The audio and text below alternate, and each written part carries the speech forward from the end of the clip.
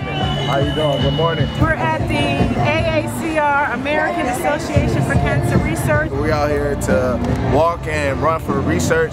It's important to me. You know what I'm saying? My grandmother passed of pancreatic cancer, so I'm glad to be here and to walk and run and support AACR. Good to see you again, man. How are you? Great to have you, man. Hey, how are you? It's so nice to have Roddy McLeod in the house. He's the best. He's the #1 Eagle man.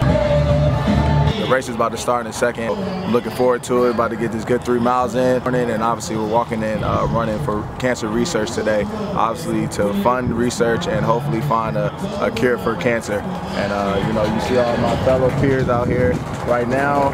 Everybody's lining up. So I'm about to get going.